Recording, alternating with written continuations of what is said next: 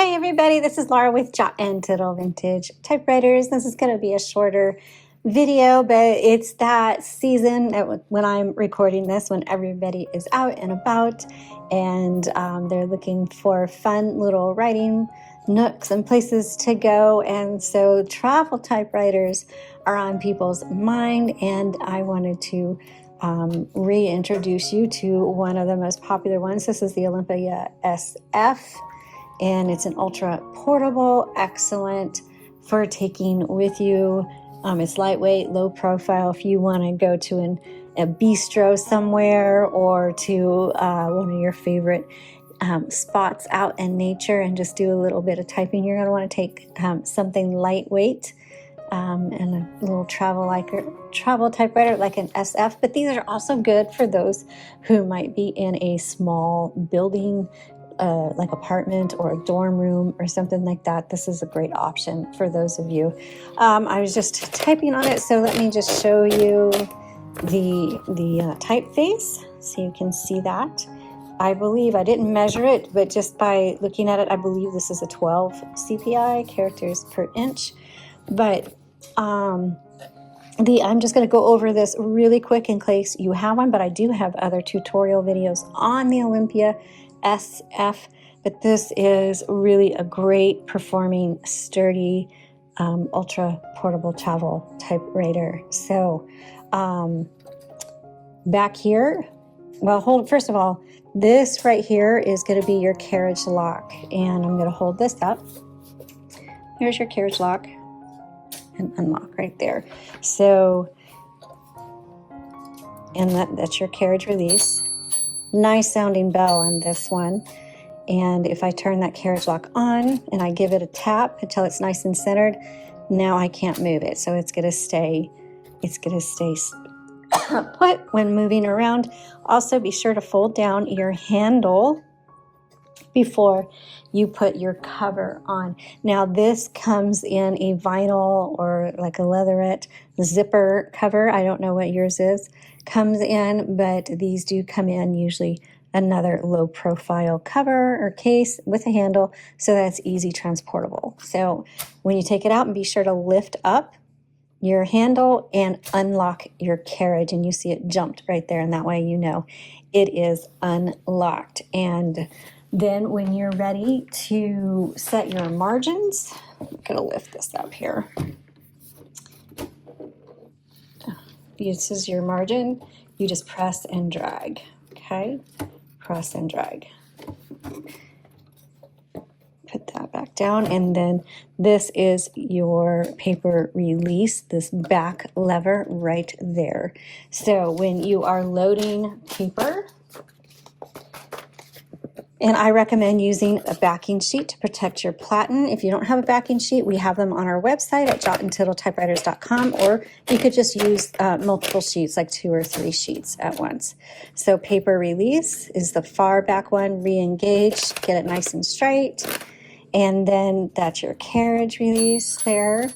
Over here on the left side, there's a little tiny lever, and that is going to adjust your line. This is your line selector. So I have it off, single, double. Yeah, that's all that has. Single, single, double. Oh, it does have a triple. Okay. I like the single. All right. So we're going to go back over there. Now I'm going to move this to the left because we're going to take off the cover, and I'm just going to show you where the spool area is. And so you just kind of gently pop it off. Inside, you'll see your spools. It takes a universal ribbon.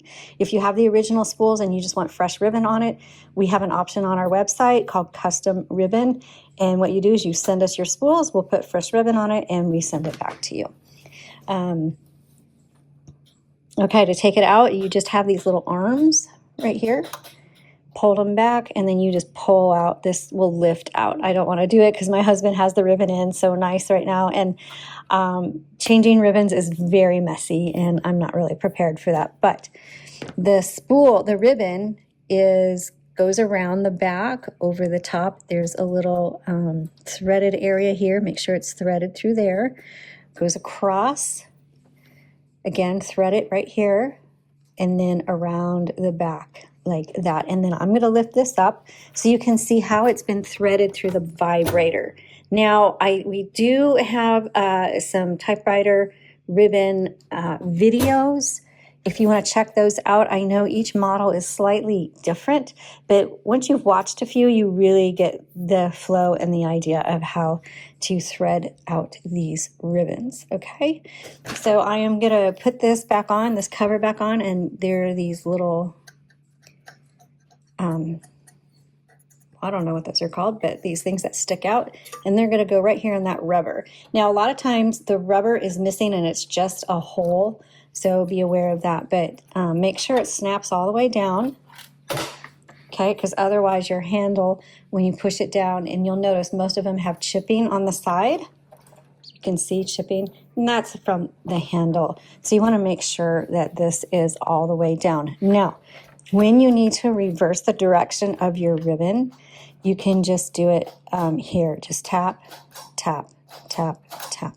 Now, I always get comments.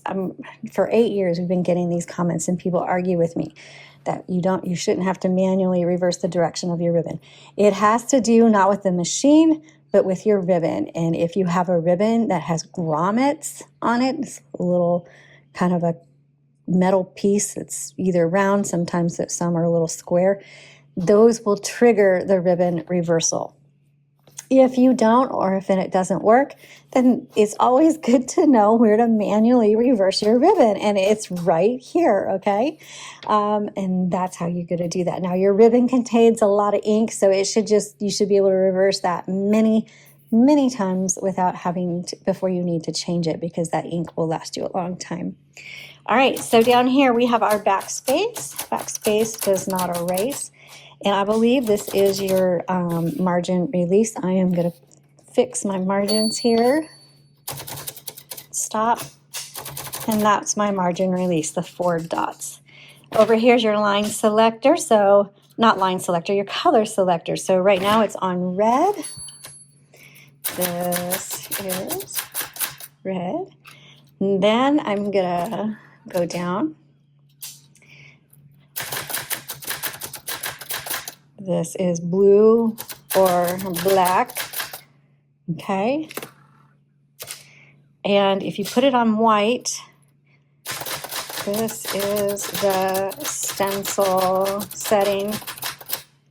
Oops, I hit 2 keys at once. You'll notice there's nothing printed, and if there is anything printed, it's just because there was leftover ink on the type bars. That's because the stencil setting disengages the vibrator, and so that ribbon doesn't go up. It was used for like correction tape and stuff like that.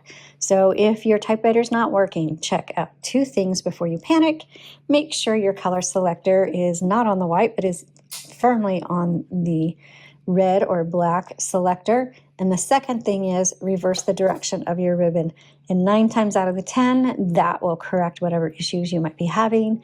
So always check those 2 things first before you kind of start troubleshooting other ways. All right, I hope this tutorial was helpful for you and that you enjoy your Olympia SF, and I am just going to type my way out.